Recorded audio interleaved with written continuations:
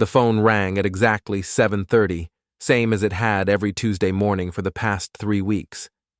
Kalia answered on the second ring, her voice dropping to that honey-sweet whisper she used when she wanted something. "Derek, I told you not to call during breakfast," she said, but her tone suggested she didn't mind at all. I kept eating my cereal, watching her through the kitchen doorway as she paced the living room in her silk robe. 22 years of marriage had taught me to read the signs, the way she twisted her wedding ring, the slight flush creeping up her neck, the careful glances toward the kitchen to make sure I wasn't listening. I was listening. Of course I was listening. "I can't just leave him overnight," she continued, voice still low. "These things take time, Derek. You know that." Derek Mallon, her high school boyfriend who'd crawled back to town 6 months ago with his luxury car dealership and his spray tan and his complete inability to understand that some people actually work for a living. I'd met him exactly once, at the grocery store, where he'd looked at my hospital logistics uniform like I was wearing a janitor's outfit, which, to be fair, wasn't far off. I managed supply chains for Mercy General, making sure surgeons had scalpels and patients had clean sheets. Not glamorous work, but it paid the bills and kept me busy enough to ignore the growing distance between Kalia and me. "Rylan," she called from the living room, "we need to talk." Those 4 words, the relationship executioner's favorite phrase. I finished my cereal, rinsed the bowl, and walked into the living room where my wife of 22 years stood with her arms crossed and her mind already made up. "Derek and I are getting back together," she said without preamble. "I want you out by noon." No build-up, no explanation, no pretense that this was difficult for her. Just the facts, delivered with the same tone she used to fire teachers at the private school where she worked as an administrator. "Just like that?" I asked. "Just like that?"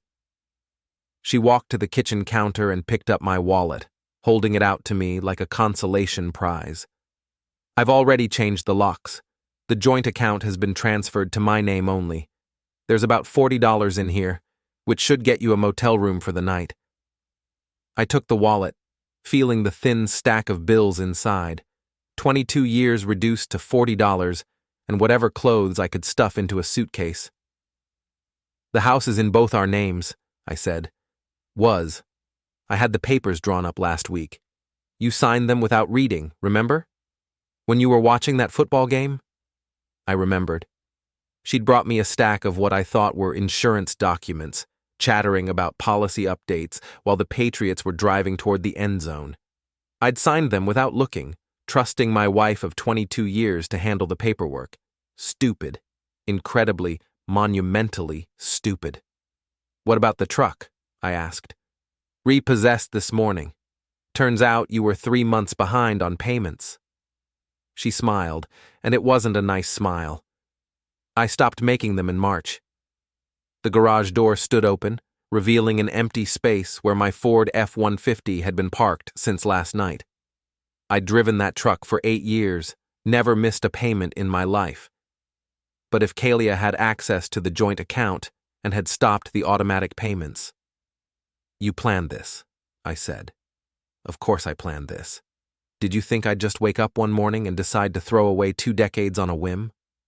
She checked her watch, a new Rolex I'd never seen before. "It's 9:15. You have 2 hours and 45 minutes. I stood there in my own living room, wearing yesterday's clothes, holding my wallet like a life preserver, trying to process what was happening. This woman I'd shared a bed with for over 2 decades had just dismantled my entire existence with the efficiency of a corporate restructuring. "Why Derek?" I asked. "Because he's successful. Because he drives a Mercedes instead of a pickup truck. Because when he takes me to dinner, it's not at Applebee's with a coupon." She moved closer, and I could smell her perfume, the expensive stuff I'd bought her for Christmas. "Because he's everything you're not, Rylan. Everything you'll never be." That stung more than I cared to admit. Not because it was true, but because she'd clearly been thinking it for a long time. Planning this conversation, rehearsing these lines, preparing to destroy me with surgical precision. I need my things, I said. Pack light, 1 suitcase, everything else stays here. I climbed the stairs to our bedroom, each step feeling like a small defeat. The room looked different already, like she'd started erasing me before I'd even left. My side of the dresser had been cleared out, my clothes folded neatly into a pile on the bed. Even my toothbrush was gone from the bathroom. She'd been planning this for weeks. I packed mechanically, stuffing clothes into an old gym bag. At the bottom of my sock drawer, I found the small envelope my mother had given me 3 years ago, just before she passed. Inside was a bank card I'd never used, along with a note in her careful handwriting. Only if everything falls apart, Rylan. Promise me. I'd promised, and I'd kept the card hidden away, never even curious enough to find out what account it accessed. My mother had been secretive about money, always talking about family obligations and old debts, without ever explaining what she meant. Now, with my life imploding around me, seemed like the perfect time to find out. I grabbed the envelope and headed downstairs, where Kalia was already on the phone again, probably with Derek, probably describing how smoothly the divorce was proceeding. 11:30, she said, as I reached the front door. You're making good time. I turned back to look at her one last time. Still beautiful at 38, still the woman I'd fallen in love with in college when she was studying education and I was majoring in business logistics. Back then, she'd loved my practical nature, my attention to detail, my ability to solve problems without drama. Now those same qualities apparently made me everything she didn't want. You know what the funny thing is? I said. What? I actually thought we were happy. She laughed, and it was the cruelest sound I'd ever heard. You thought a lot of things, Rylan. That was always your problem.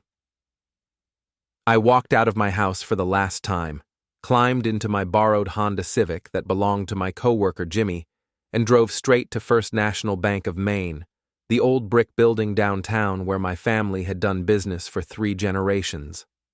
The parking lot was nearly empty at noon on a Tuesday. I sat in the car for a few minutes, holding my mother's envelope, trying to figure out what came next. $40 wouldn't last long, even in a cheap motel. I needed a plan, needed to figure out how to rebuild from absolutely nothing. But first I needed to know what this card was for. The bank's interior hadn't changed since I was a kid. Same marble floors, same high ceilings, same sense of old money and older secrets. I approached the teller window, a young woman with bright eyes and a professional smile. How can I help you today? I handed her the card. I need to check the balance on this account. She took the card, ran it through her machine, and her expression changed immediately. The professional smile faded, replaced by confusion, then something that looked like concern. Sir, I need to get my manager. Could you please wait just a moment? She disappeared into the back office before I could respond, leaving me standing at the counter with a growing sense of unease. Through the glass partition, I could see her talking animatedly to an older man in a gray suit, both of them looking at a computer screen with expressions I couldn't read. The manager emerged a minute later, a man in his 60s with silver hair and the kind of authoritative presence that comes from decades of handling other people's money. He extended his hand as he approached. Mr. Ventor, I'm Charles Kellogg, branch manager. Could we speak privately in my office? I followed him through the bank, past curious stares from other employees, into a wood-paneled office that smelled like leather and old books. He closed the door behind us and gestured to a chair across from his desk. Sir, quickly, look at this, he said, turning his computer monitor toward me. I need you to understand what you've just activated. The screen showed an account summary that made no sense. The balance was substantial, more money than I'd ever seen in one place, but that wasn't what made my hands shake as I read the details. It was the account name, Venter Family Legacy Trust. And the notation at the bottom, conditional release triggered, spousal asset seizure verified, automatic reversal protocol initiated. I don't understand, I said. Mr. Kellogg leaned forward, his expression serious. This trust was established by your grandfather in 1952, funded by your father, and sealed by your mother with very specific instructions. It was designed to activate only under certain circumstances. What circumstances? Spousal abandonment accompanied by asset seizure. The trust has been monitoring your joint accounts for the past 6 months, as per your mother's instructions. When your wife transferred the funds this morning and filed the property documents, it triggered an automatic response. He clicked to another screen, showing a detailed timeline of the morning's transactions. Every withdrawal Kalia had made, every document she'd filed, every step of her carefully planned destruction of my financial life. The trust has already initiated reversal proceedings, Mr. Kellogg continued. Your joint accounts have been frozen pending investigation. The property transfer has been contested, and any loans or financial obligations your wife has undertaken using your assets as collateral have been flagged for immediate review. I stared at the screen, trying to process what I was seeing. This is real? Very real. Your mother was quite specific about the conditions.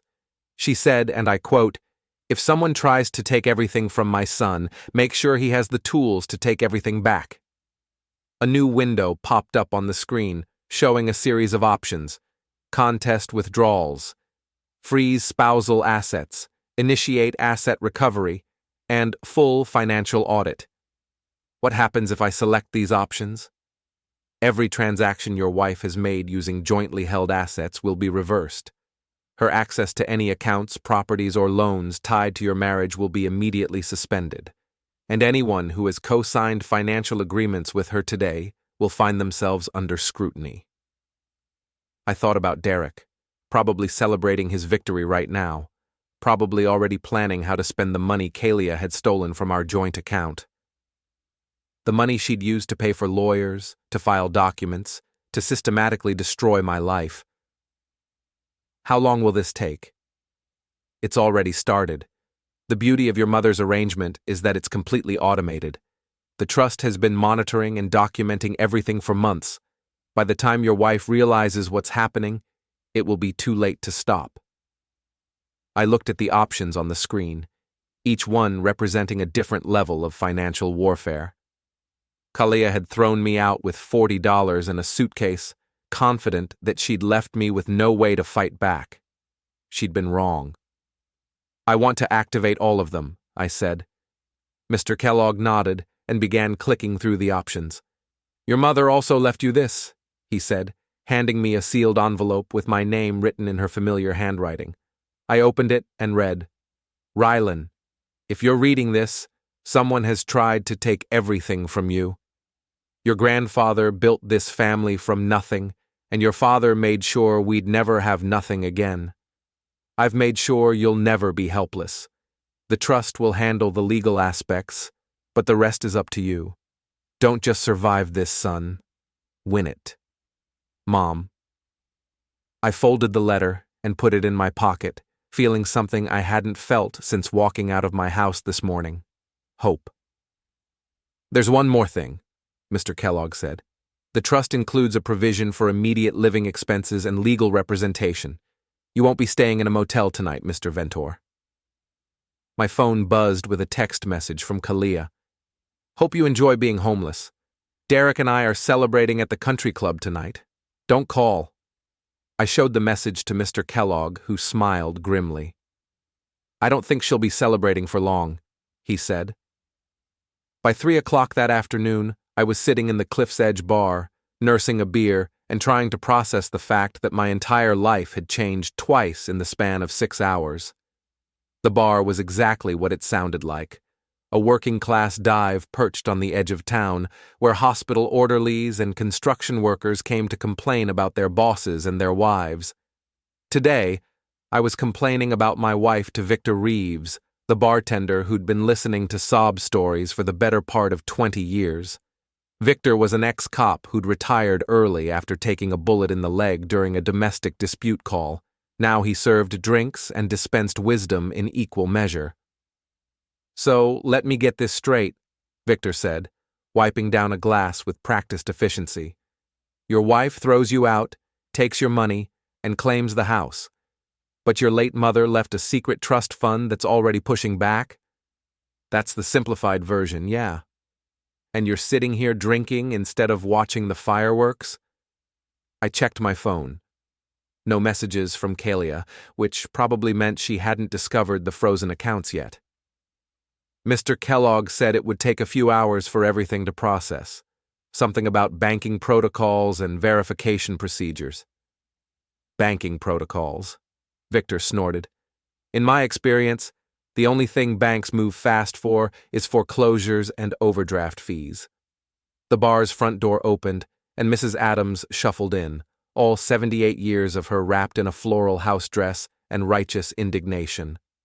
Eleanor Adams had lived next door to Kalia and me for 15 years, and in that time, she'd made it her personal mission to know everyone's business better than they knew it themselves. "Rylan Ventor," she said, settling onto the bar stool next to me with some effort. "I heard about this morning. Shameful business." "News travels fast," I said. "Honey, news about your wife and that car salesman has been traveling for months. The only person in town who didn't know was you." She ordered a gin and tonic from Victor, then turned her sharp eyes back to me. "I saw him sneaking around your house at night more times than I can count, and not for tea, if you catch my meaning." "How many times?" "Every Tuesday and Thursday for the past 6 weeks. Sometimes Sundays too, when you were working those double shifts at the hospital." She took a sip of her drink and shook her head. "That woman had no shame, carrying on right under your nose like that." My phone buzzed. A text from an unknown number. "This is Derek. Your wife told me what happened. Sorry it had to go down like this, but she deserves better than a supply clerk. Don't make this harder than it has to be." I showed the message to Victor, who read it and whistled low.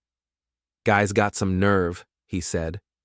"Guy's got some problems coming his way," Mrs. Adams added. "I heard through the grapevine that his fancy dealership is leveraged up to its eyeballs. One little financial hiccup, and the whole thing comes tumbling down." That was interesting. I made a mental note to look into Derek's business situation, assuming the trust's investigation turned up anything useful. My phone rang. Mr. Kellogg. "Mr. Ventor, I have an update.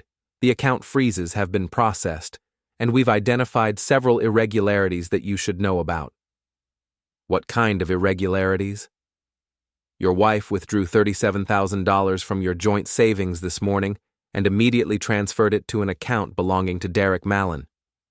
Mr. Mallon then used that money as collateral for a same-day loan of $60,000, which he applied for this morning at Commerce Bank."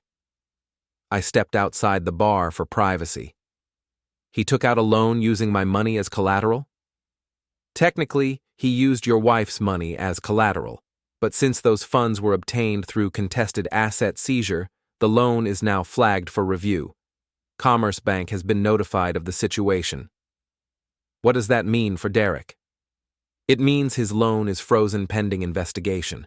If the funds are determined to have been obtained improperly, he'll be required to repay the full amount immediately, regardless of what he's already spent."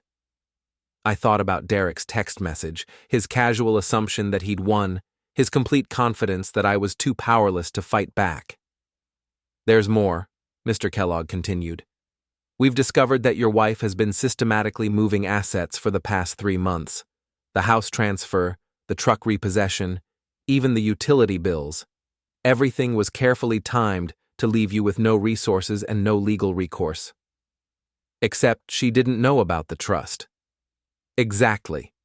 And because the trust has been documenting her actions for months, we have a complete paper trail of what amounts to financial fraud. Your wife may have thought she was being clever, but she's actually built a perfect case against herself." I hung up and walked back into the bar, where Victor and Mrs. Adams were deep in conversation about the best ways to ruin someone's reputation in a small town.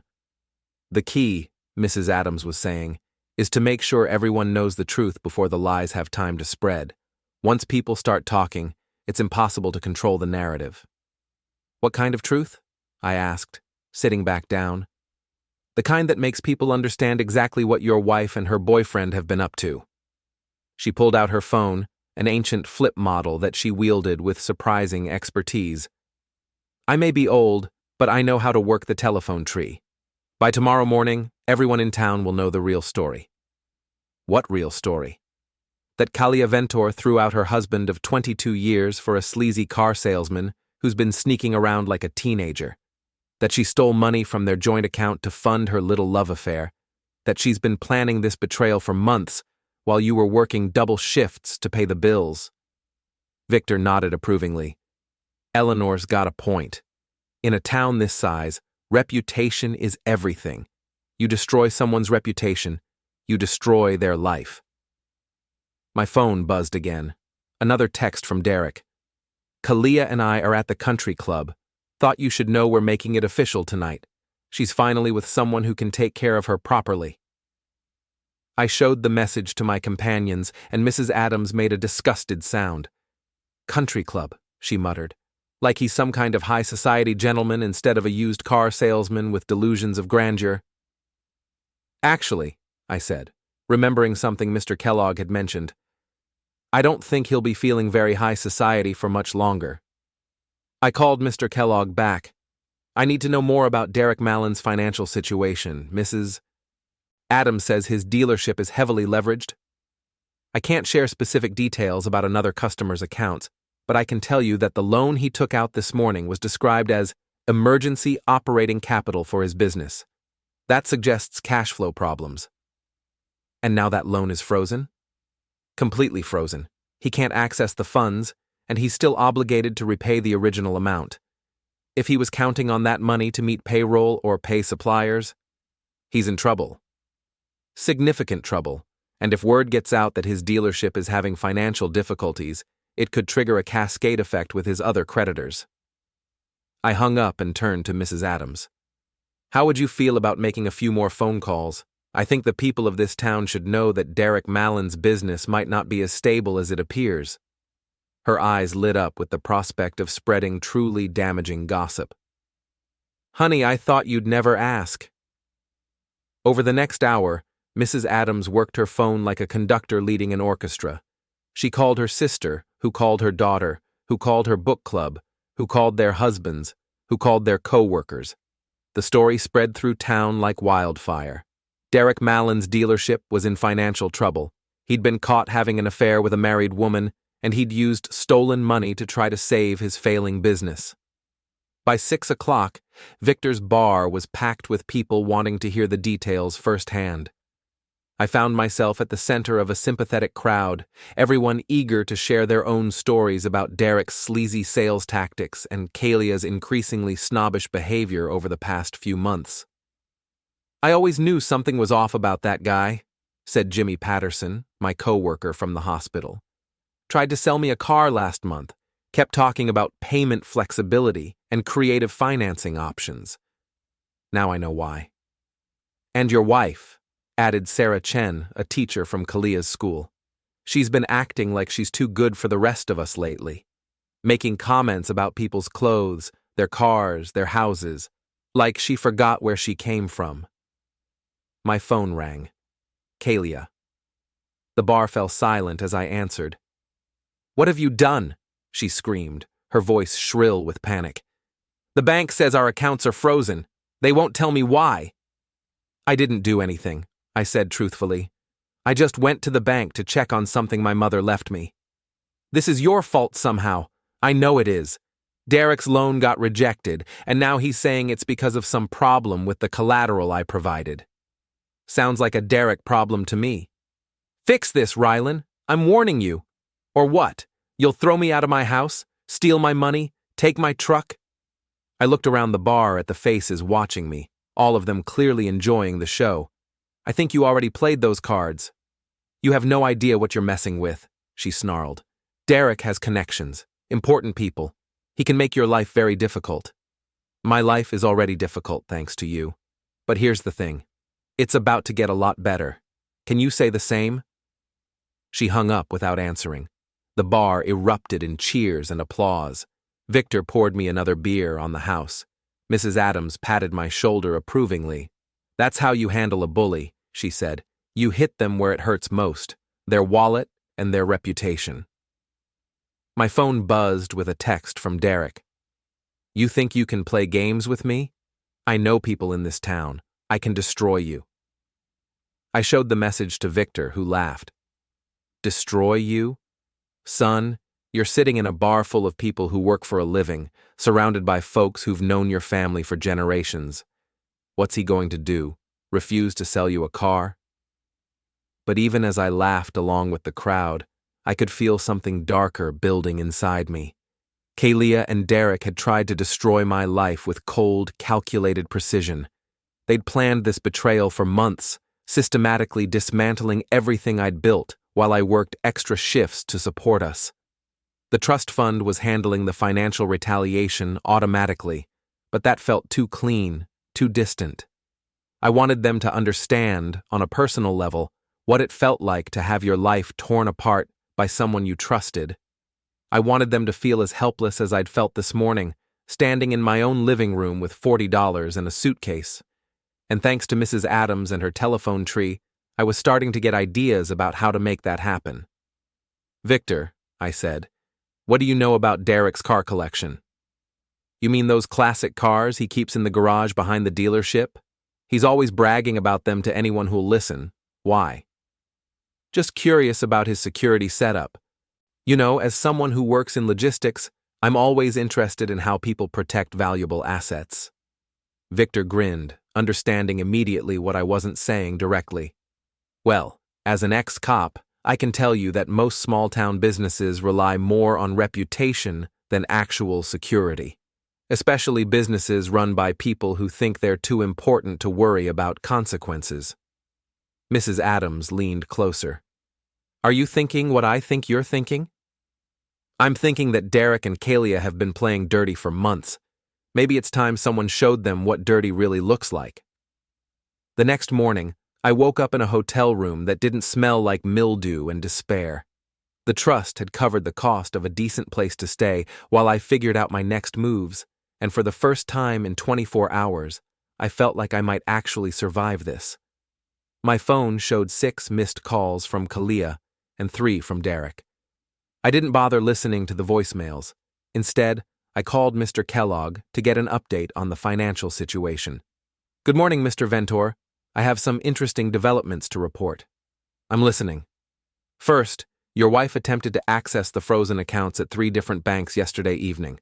When that failed, she tried to open new credit lines using the house as collateral. All applications were denied due to the pending asset dispute. What about Derek? Mr. Mallon spent yesterday afternoon in meetings with his creditors. Apparently, word has gotten out about his loan difficulties, and several suppliers are demanding immediate payment for outstanding invoices.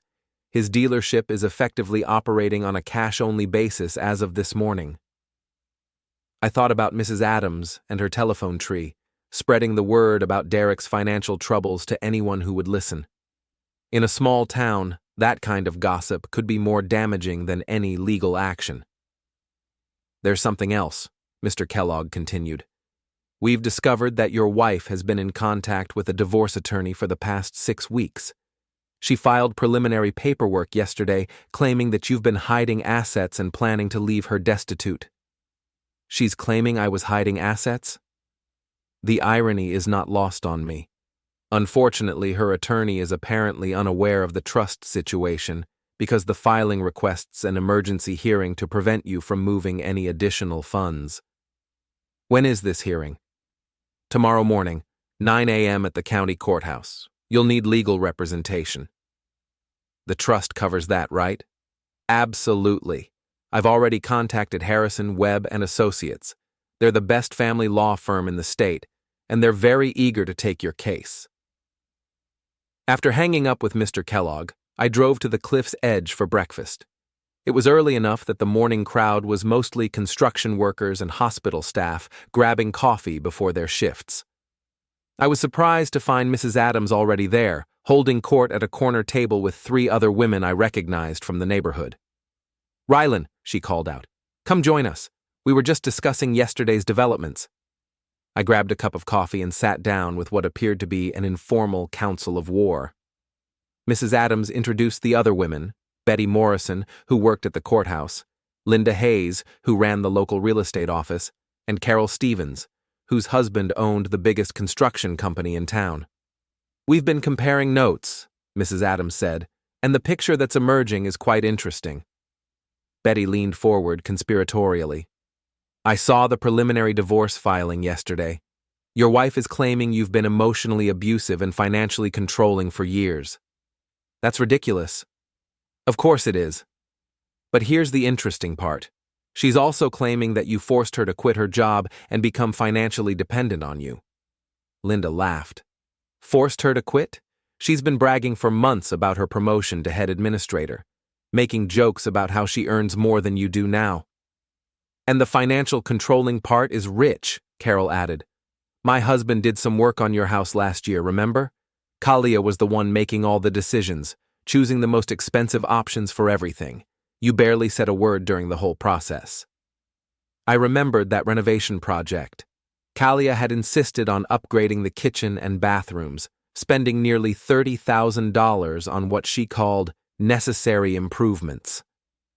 I'd gone along with it because she seemed so excited about the plans, even though the old kitchen had been perfectly functional. Now, I wondered if she'd been planning this divorce even then, increasing the house's value before stealing it from me. "There's more," Betty said. "I talked to my friend who works at Derek's bank. Apparently, he's been struggling financially for months. The dealership is behind on rent. He owes money to half a dozen suppliers, and his personal credit is maxed out." "So when Kalia offered him $37,000 in cash," I said. "He saw it as a lifeline," Linda finished. "Except now that money is tied up in legal proceedings, and he's worse off than before." Before we dive deeper into this story, I have one small request. Please subscribe, drop a like, comment, and hit that hype button to boost this channel so more people can discover these incredible Reddit stories. Mrs. Adams smiled with satisfaction. "I may have mentioned Derek's financial difficulties to a few people yesterday. Word gets around quickly in a town this size." "How quickly?" "Well, let's just say that 3 customers canceled orders at his dealership yesterday afternoon, and 2 more demanded refunds for cars they'd already put deposits on." My phone buzzed with a text from Kalia. "We need to talk. Meet me at the house at noon. Come alone." I showed the message to the women, who exchanged knowing looks. "She's panicking," Carol said. "Probably just realized that her perfect plan is falling apart." "What should I do?" "Go," Mrs. Adams said immediately. "But not alone, and definitely not unarmed." "Armed?" "With information, honey. With facts and witnesses and a plan of your own." She pulled out a small digital recorder, the kind reporters used for interviews. "Carol's husband uses these for documenting job sites. Perfect for recording conversations with lying, cheating wives." I stared at the device. "Is that legal?" "In Maine, you only need one party's consent to record a conversation," Betty said. "Since you'd be one of the parties, you'd be consenting on your own behalf." "Besides," Mrs. Adams added, "after what she's put you through, I'd say turnabout is fair play." At 11:30, I pulled up to the house that had been my home for 15 years. It looked different somehow, smaller and less welcoming, like it had already started forgetting me. Kalia's car was in the driveway, along with Derek's silver Mercedes. So much for coming alone. I activated the recorder and put it in my shirt pocket, then walked to the front door. It felt strange to knock on my own door, but since Kalia had changed the locks, I didn't have much choice. Derek answered, wearing an expensive suit that couldn't quite hide the stress lines around his eyes. "Rylan," he said with false friendliness. "Thanks for coming. We really need to sort this whole mess out." "Where's Kalia?" "Kitchen. She's pretty upset about what happened yesterday." I followed him through the house, noting the changes Kalia had already made. Family photos had been removed from the walls, replaced with generic artwork. My favorite chair was gone from the living room. Even the smell was different, like she'd been burning scented candles to erase any trace of my presence. Kalia was sitting at the kitchen table with a cup of coffee and a stack of legal documents. She looked up when I entered, and I was shocked by how haggard she appeared. Dark circles under her eyes, no makeup, hair pulled back in a messy ponytail. This wasn't the composed, confident woman who'd destroyed my life yesterday morning. "Sit down," she said without preamble. "We need to fix this." "Fix what?" "Don't play dumb, Rylan. Whatever you did at the bank yesterday, it's causing problems for both of us. The accounts are frozen, the house transfer is being contested, and Derek's business is suffering because of some rumor campaign." Derek sat down across from me, leaning forward with what I assumed was supposed to be an intimidating stare. "Look, we know you're upset. That's understandable, but this has gone far enough." "Has it?" "Kalia made a mistake," he continued. "She should have handled the separation more diplomatically. But what's done is done. Now we need to figure out how to move forward in a way that works for everyone." I almost laughed. "A way that works for everyone? Yesterday morning, you two left me homeless and penniless. Now you want to negotiate?" "The situation has changed," Kalia said. "My lawyer says that if you keep fighting the asset transfers, it could drag out for months. That doesn't help anyone." "It helps me." "No, it doesn't," Derek said, his friendly mask slipping slightly. "Because while you're playing these games, you're also making enemies. Important people in this town who don't appreciate having their business disrupted by petty revenge schemes." "What kind of business?" "The kind that keeps this town running. The kind that provides jobs and supports the local economy." He straightened his tie, a nervous gesture that made him look less confident than he was trying to appear. "The kind that could make life very difficult for someone in your position." I looked back and forth between them, understanding finally dawning. "You're threatening me." "We're offering you a deal," Kalia said quickly. "You stop whatever you're doing to interfere with our finances, and we'll make sure you get a fair settlement in the divorce. Enough money to start over somewhere else." "Somewhere else?" "Face it, Rylan. After everything that's happened, you can't stay in this town. People are talking, taking sides. It's going to be uncomfortable for everyone involved." Derek nodded. "But if you take the settlement and relocate, we can all move on with our lives. Clean break, no hard feelings." I sat there for a moment, letting them think I was actually considering their offer. The recorder in my pocket was capturing every word, every threat, every admission of guilt. "How much?" I asked. $50,000, Kalia said. "Plus, we won't contest any claim you make for personal property or retirement benefits." $50,000 for 22 years of marriage and everything I've built in this town? "It's more than fair, considering the circumstances," Derek said. "Especially since the alternative could be much less pleasant." "What alternative?" His smile turned cold.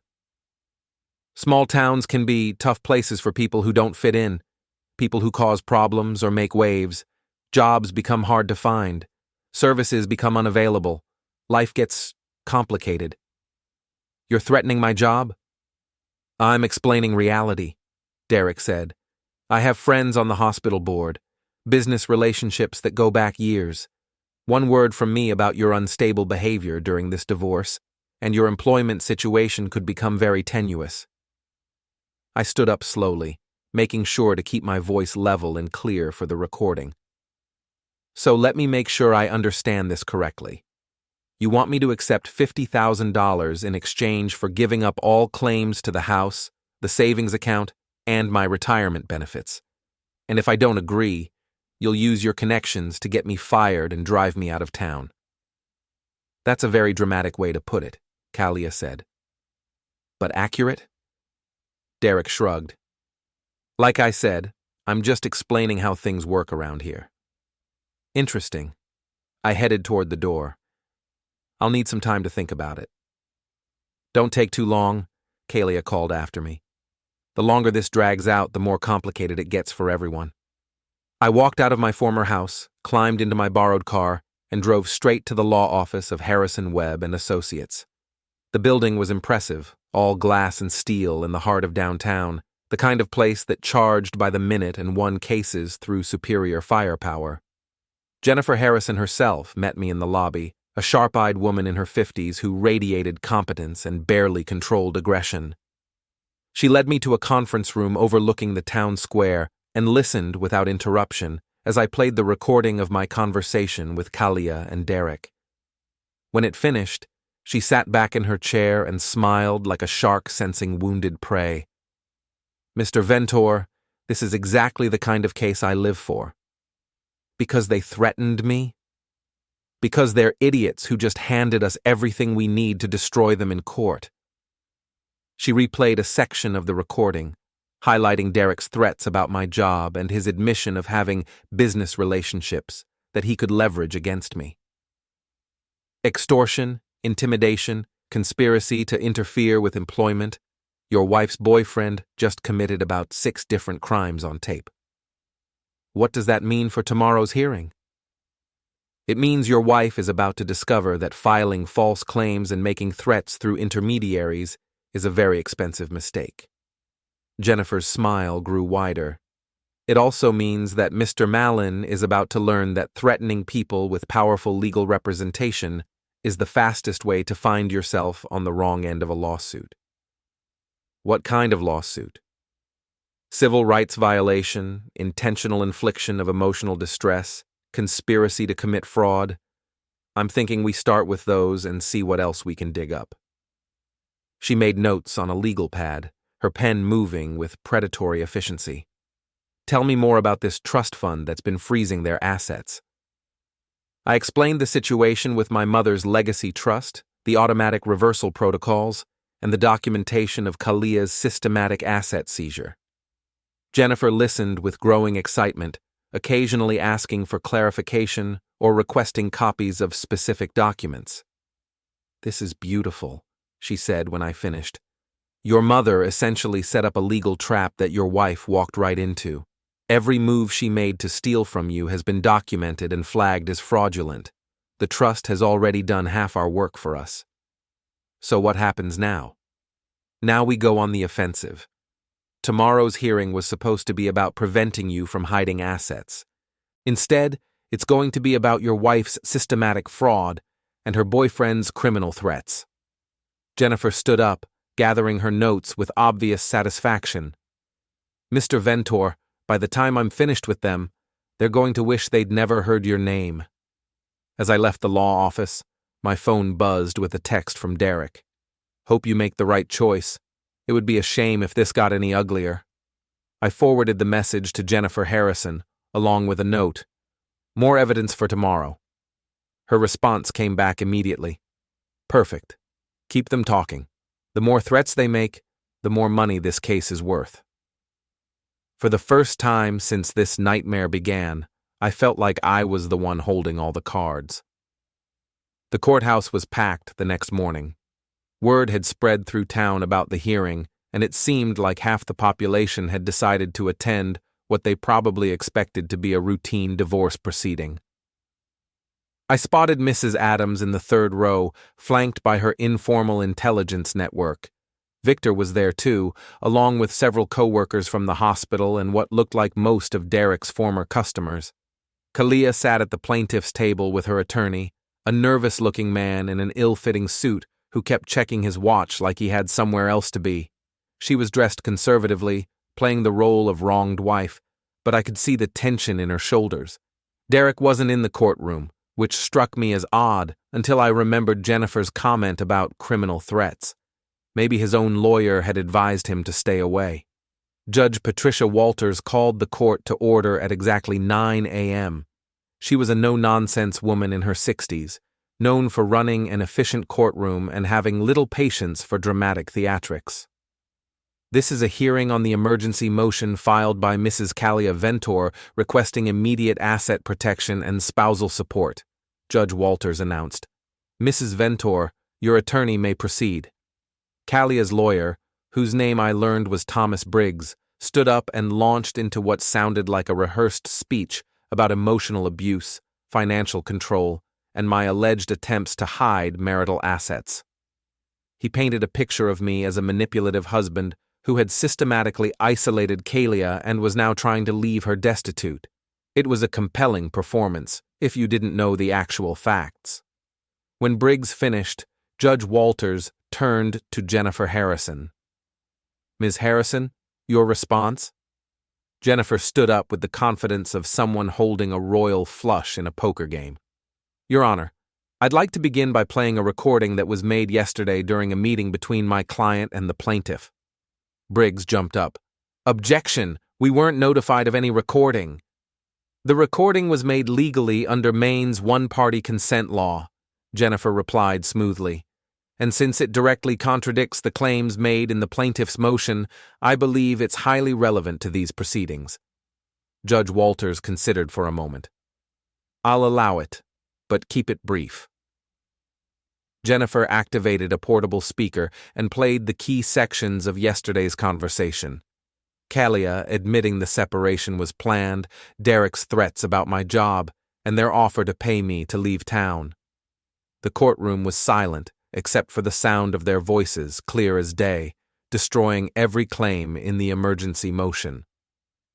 When the recording ended, Judge Walters looked at Kalia's attorney with barely concealed irritation. "Mr. Briggs, would you like to explain how your client's recorded statements align with the claims in your motion?" Briggs looked like he wanted to crawl under the table. "Your Honor, that is, my client may have misspoken during what she believed was a private conversation." "Misspoken?" Jennifer interjected. "Your Honor, the recording clearly shows that Mrs. Ventor planned this separation for months, systematically moved marital assets without her husband's knowledge, and is now attempting to use the court system to legitimize what amounts to theft." She handed a thick folder to the court clerk. "I'm submitting documentation from the Ventor Family Legacy Trust, showing a complete timeline of Mrs. Ventor's asset transfers, along with evidence that she used stolen marital funds to finance her boyfriend's failing business." Judge Walters reviewed the documents while the courtroom waited in tense silence. I could see Kalia whispering urgently to her attorney, but Briggs just shook his head helplessly. "Ms. Harrison," Judge Walters said finally, "these documents suggest that Mrs. Ventor withdrew substantial funds from joint accounts without her husband's knowledge and transferred them to a third party. Is that correct?" "Yes, Your Honor. $37,000 was transferred to Derek Mallon, who used the money as collateral for a business loan. Mr. Mallon is also the individual making threats against my client on the recording." "And where is Mr. Mallon now?" "I believe he's meeting with federal investigators, Your Honor. The FBI's Financial Crimes Unit has taken an interest in his business practices." This was news to me, but Jennifer had warned me that she might need to embellish certain details for dramatic effect. The important thing was that Derek wasn't here to contradict her. Judge Walters turned back to Kalia's attorney. "Mr. Briggs, does your client have any explanation for these discrepancies?" Briggs stood up slowly, looking like a man walking to his own execution. "Your Honor, my client. That is, we request a continuance to review these new allegations and prepare an appropriate response." "Motion denied," Judge Walters said sharply. "Your client filed an emergency motion claiming immediate need for asset protection. If the emergency was genuine, you should be prepared to address these issues now." "Your Honor, I don't—" "Then I'll make this simple." Judge Walters's voice cut through the courtroom like a blade. "The emergency motion is denied. Furthermore, based on the evidence presented, I'm ordering an immediate investigation into Mrs. Ventor's financial conduct during the marriage. All joint assets will remain frozen pending the outcome of that investigation." Kalia shot to her feet. "That's not fair. He's the one hiding money. He's the one with the secret bank account." "Mrs. Ventor," Judge Walters said coldly, "I strongly advise you to consult with your attorney before making any additional statements in my courtroom." But Kalia was beyond listening to advice. "This is all lies. Rylan is trying to make me look like the bad guy, but he's the one who's been planning this. He's the one who set up that trust fund to steal everything from me. Jennifer stood up again.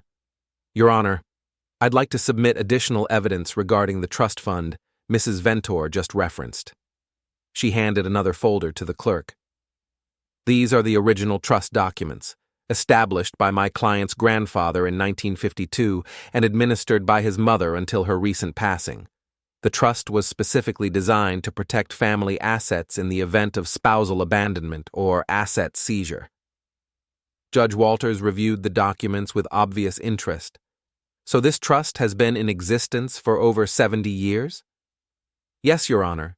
My client only learned of its existence yesterday, after his wife had already seized the marital assets and forced him from their home. And the trust's actions were automatic? Completely automatic, triggered by Mrs. Ventor's own financial transactions. My client had no control over the trust's response to his wife's asset seizure. Judge Walters looked at Kalia with something approaching disgust. Mrs. Ventor, let me make sure I understand this situation. You planned to divorce your husband, systematically moved marital assets without his knowledge, forced him from your shared home, and then filed an emergency motion claiming he was trying to hide money from you? Kalia's attorney tugged at her sleeve, trying to get her to sit down and stop talking, but she ignored him. He had a secret trust fund. How is that not hiding money? Because he didn't know it existed until after you'd already stolen everything else, Judge Walters replied.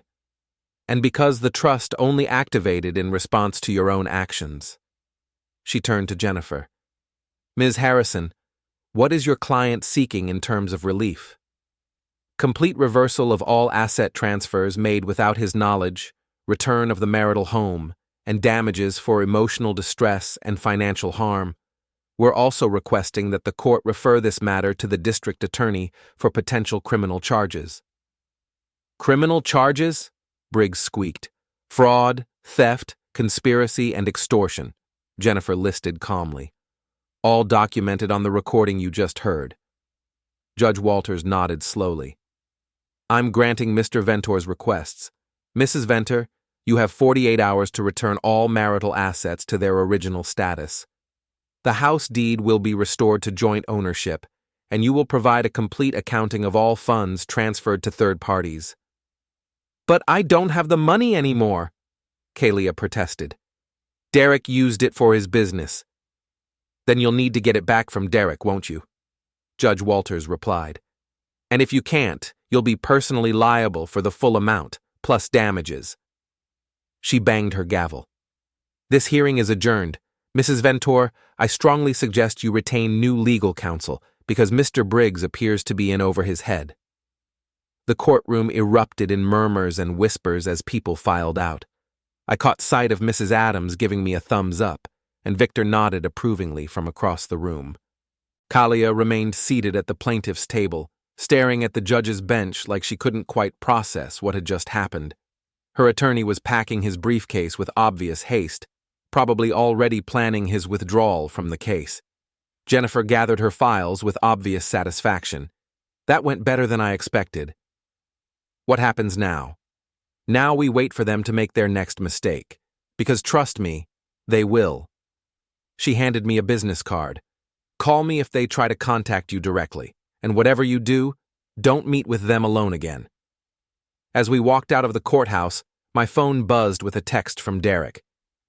You think you've won something? This is just the beginning. I showed the message to Jennifer, who smiled. Perfect.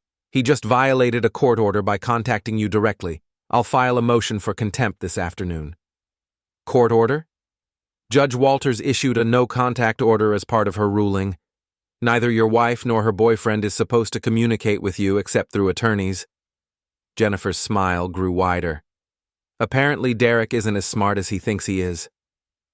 We reached the courthouse steps, where a small crowd had gathered.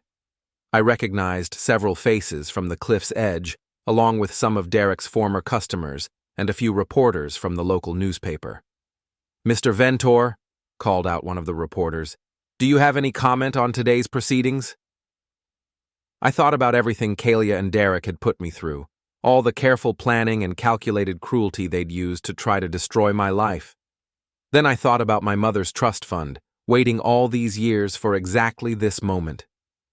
Sometimes, I said, looking directly into the reporter's camera, when someone tries to take everything from you, they end up losing everything themselves. It wasn't the most eloquent statement, but it felt true. And based on the approving nods from the crowd, it resonated with people who understood what it meant to fight back against bullies. My phone buzzed again. Another text from Derek. "You have no idea who you're messing with." I forwarded it to Jennifer Harrison, then turned off my phone. Let Derek and Kalia rage and threaten all they wanted.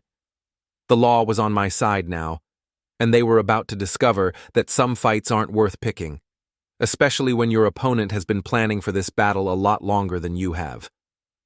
3 days after the courthouse hearing, I was back in my own house for the first time since Kalia had thrown me out.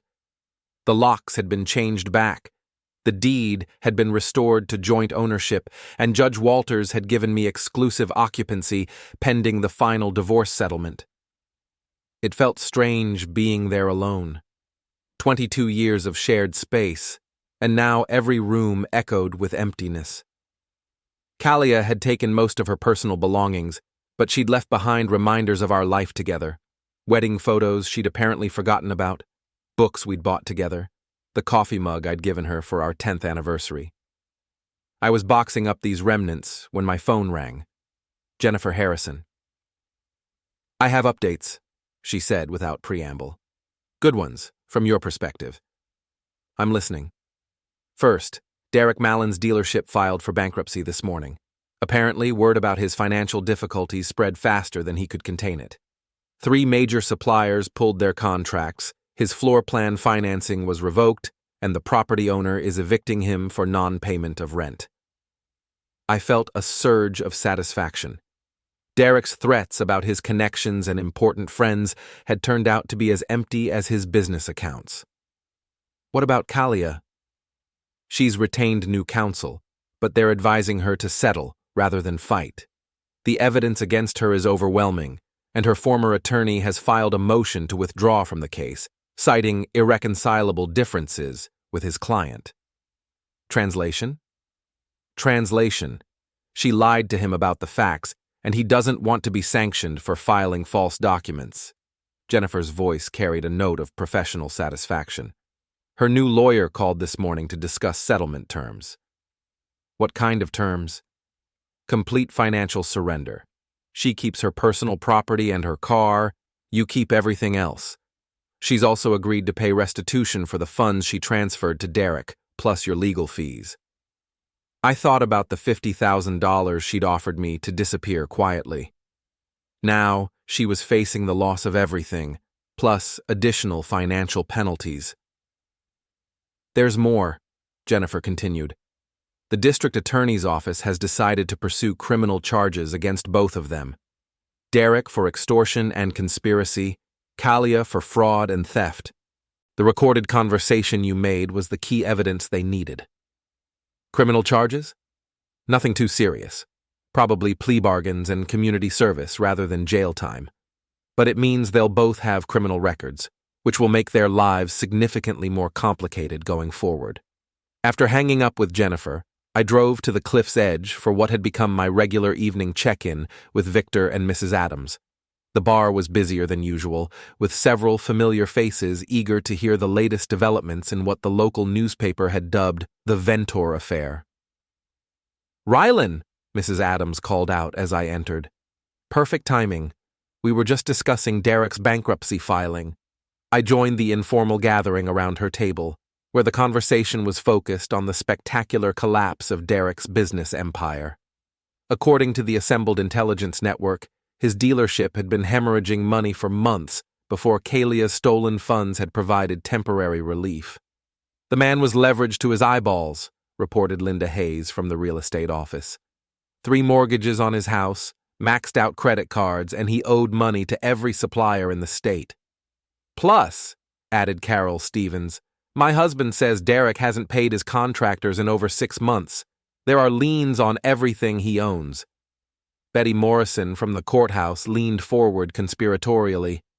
I heard from my friend at the bank that Derek tried to flee town yesterday, packed his car and headed for the highway, but got pulled over for an outstanding warrant. What kind of warrant? Unpaid taxes. Apparently he's been dodging the IRS for 2 years. Victor poured me a beer and shook his head in amazement. Guy went from driving a Mercedes to riding in the back of a police car in less than a week. That's gotta be some kind of record. My phone buzzed with a text from an unknown number. This isn't over. You destroyed my life, and I'm going to return the favor. I showed the message to the group, and Mrs. Adams made a disgusted sound. That man just doesn't learn, does he? Threatening you from jail is probably a violation of his bail conditions. He's out on bail? For now, Betty said. But if he keeps sending threatening messages, that won't last long. I forwarded the text to Jennifer Harrison, then put my phone away. Derek's threats felt hollow now, the desperate posturing of a man who'd lost everything and was looking for someone to blame. The bar's front door opened, and I was surprised to see Gavin Mitchell walk in. Gavin was one of Kalia's closest friends, a drama teacher at the high school, who'd always been polite but distant toward me. I hadn't seen him since before the separation, and I expected him to avoid me now. Instead, he walked directly to our table. "Rylan," he said, "I owe you an apology." "For what?"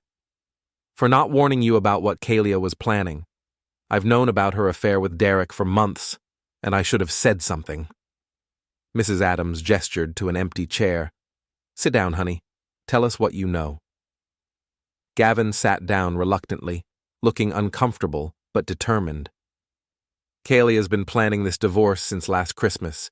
She showed me the legal documents, the financial projections, even the timeline for moving assets.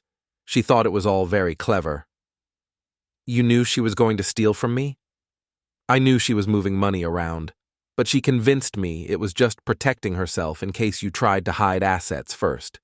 She said you'd been acting suspicious, talking about separate accounts and offshore investments." "I never said anything like that." "I know that now. But Kalia can be very persuasive when she wants to be. She made it sound like you were the one planning something underhanded." Victor refilled Gavin's glass and leaned forward with interest. "What changed your mind?" "The recording you played in court. Hearing her threaten you. Hearing Derek talk about destroying your life. That wasn't the woman I thought I knew." Gavin's voice was heavy with regret. "I realized she'd been manipulating me, just like she'd been manipulating you." "What else do you know?" Mrs. Adams asked. "She's broke," Gavin said simply. "The money she transferred to Derek is gone. He used it to pay off his most pressing creditors, but it wasn't nearly enough. Now she can't pay her lawyer, can't make the rent on her new apartment, and her credit cards are maxed out." "Where is she staying?" "With her sister in Portland, as far as I know. But that's temporary. Her sister is not happy about the situation." My phone rang. Jennifer Harrison again. "We have a problem," she said. "Kalia's new attorney just called. She wants to meet with you directly without lawyers present. She claims she has information about Derek that could be valuable to the criminal case against him." "What kind of information?" "He didn't say, but he strongly advised against the meeting, said his client is emotionally unstable and might say things she'd regret later." I looked around the table at the faces watching me expectantly. These people had supported me through the worst week of my life, had helped me fight back against two people who'd tried to destroy me with calculated cruelty. "Set up the meeting," I said. "But I want it recorded, and I want witnesses nearby. Rylan, I really don't think she destroyed my life once by catching me off guard. I'm not going to let her do it again." 2 hours later, I was sitting in the parking lot of a diner on the outskirts of town, waiting for Kalia to arrive. Jennifer had insisted on positioning herself at a table inside the restaurant, close enough to intervene if necessary. Victor and Mrs. Adams were in Victor's pickup truck across the parking lot, serving as backup witnesses. I had a new digital recorder in my shirt pocket and my phone set to speed dial 911 if things went badly. Kalia arrived 15 minutes late, driving a beat-up Honda that was a far cry from the luxury sedan she'd been driving a week ago. She looked terrible. Unwashed hair, rumpled clothes, the kind of exhaustion that comes from having your entire world collapse in a matter of days. She slid into the passenger seat of my borrowed car and immediately started crying. "I'm sorry," she sobbed. "I'm so sorry, Rylan. I never meant for it to go this far." I activated the recorder and waited for her to compose herself. "Derek lied to me," she continued. "He said his business was thriving, said he had connections that would help both of us. He convinced me that leaving you was the smart thing to do." "So this is all Derek's fault?" "No, it's my fault too. I was stupid and selfish and greedy. I thought I deserved better than what we had, and Derek made me believe I could have it." She wiped her eyes with a tissue, smearing her already ruined makeup. "But he used me, Rylan. He used the money I gave him to pay off his debts, then disappeared the moment things got complicated. He never loved me. He just saw an opportunity to solve his financial problems." "What information do you have about Derek?" "He's been running scams for years, selling cars with rolled-back odometers, taking deposits for vehicles he didn't own, financing deals with forged documents. I have copies of paperwork that proves it." She handed me a manila envelope. Bank records, contracts, correspondence with suppliers. Everything the police would need to put him away for a long time. I looked through the documents, recognizing Derek's signature on several obviously fraudulent contracts. If these were authentic, they represented evidence of systematic fraud going back at least 3 years. "Why are you giving me this?" "Because I want Derek to pay for what he did to both of us. And because—" She took a shaky breath. "Because I'm hoping you might find it in your heart to forgive me." "Forgive you? I know I don't deserve it. I know I destroyed our marriage and hurt you in ways that can't be undone. But we had 22 good years before this happened. That has to count for something." I looked at this woman I'd shared most of my adult life with, seeing her clearly for perhaps the first time. The tears were real, the regret seemed genuine, but underneath it all was the same calculating nature that had planned my destruction so methodically. "You want me to ask Jennifer to reduce the settlement terms," I said. "I want you to remember that I'm not your enemy, Derek is. He's the one who convinced me to betray you. He's the one who threatened your job and tried to drive you out of town. I was just confused." "You were confused when you changed the locks on our house."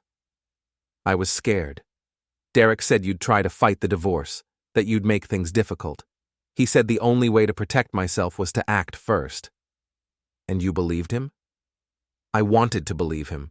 I wanted to believe that someone thought I was worth fighting for." Fresh tears started flowing. "You never fought for me, Rylan.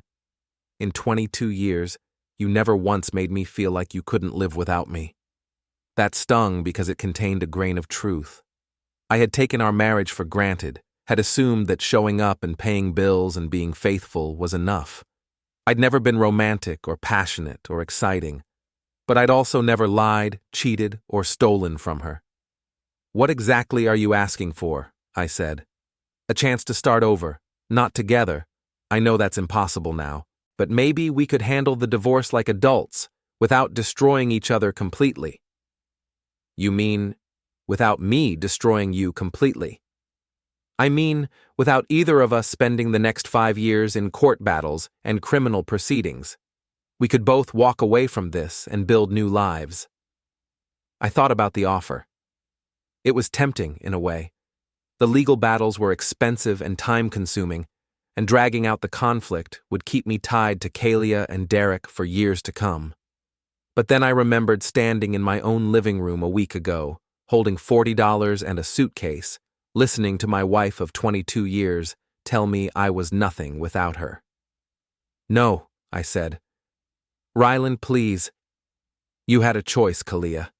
Every step of the way you had a choice. You chose to have an affair.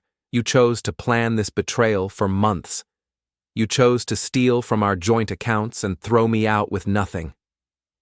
I held up the envelope of evidence against Derek. And now you're trying to manipulate me again, using Derek as a scapegoat for decisions you made yourself. That's not what I'm doing. That's exactly what you're doing.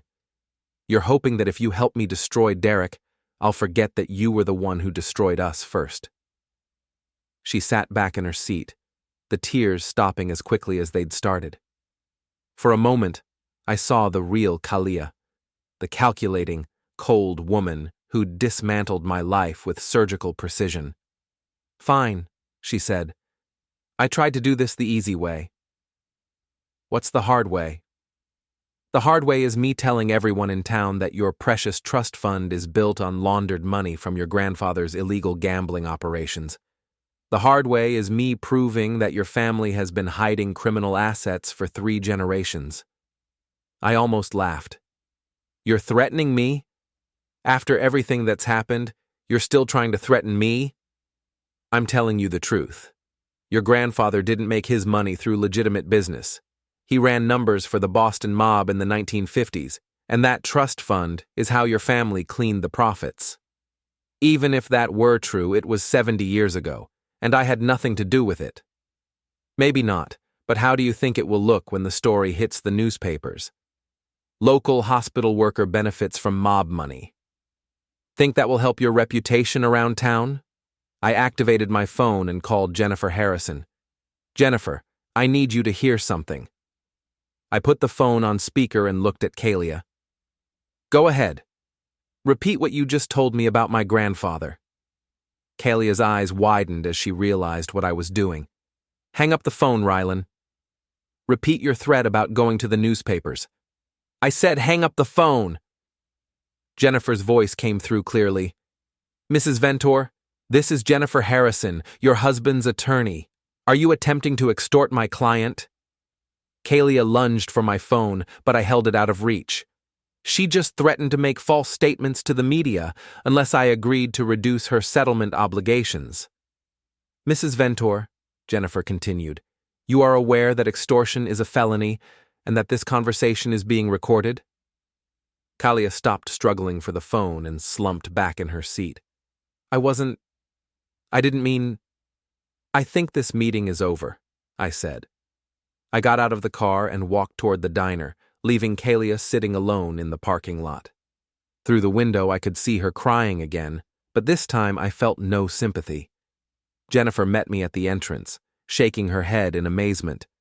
She just can't help herself, can she? Even when she's trying to negotiate a truce, she ends up making threats. What happens now? Now I call the district attorney and add another charge to her case. Attempted extortion, recorded in real time with multiple witnesses. Jennifer's smile was predatory. Your wife just guaranteed that she'll be facing serious jail time. We watched through the window as Kalia finally started her car and drove away, probably heading back to her sister's house to explain how her final gambit had failed. Victor and Mrs. Adams joined us in the diner, both of them clearly pleased with how the evening had unfolded. That woman just doesn't know when to quit, Mrs. Adams observed. Some people never learn, Victor added. They keep doubling down on bad decisions until they've lost everything. My phone buzzed with a text from Derek. Your wife just called me. She says you're trying to frame me for fraud. This isn't over. I showed the message to Jennifer, who laughed. He just violated his bail conditions by contacting a witness in his criminal case. I'll have him back in jail by tomorrow morning. And Kalia? Kalia will be joining him shortly. Attempted extortion of a crime victim is taken very seriously by the courts. As we sat in the diner, sharing coffee and recounting the events of the past week, I felt something I hadn't experienced in years, complete satisfaction. Not happiness exactly, but the deep contentment that comes from seeing justice served and accounts balanced. Kalia and Derek had tried to destroy my life with careful planning and ruthless execution. They'd thought they could overwhelm me with superior tactics and leave me helpless to fight back. They'd been wrong about a lot of things, but mostly they'd been wrong about me.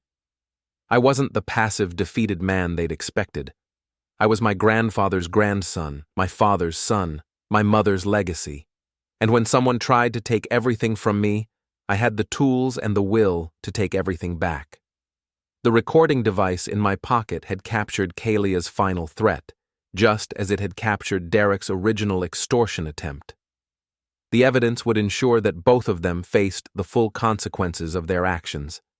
As for me, I had my house back, my finances restored, and my reputation intact. More importantly, I had learned something valuable about myself. When pushed to the breaking point, I didn't break. I pushed back. And sometimes when you push back hard enough, your enemies end up destroying themselves.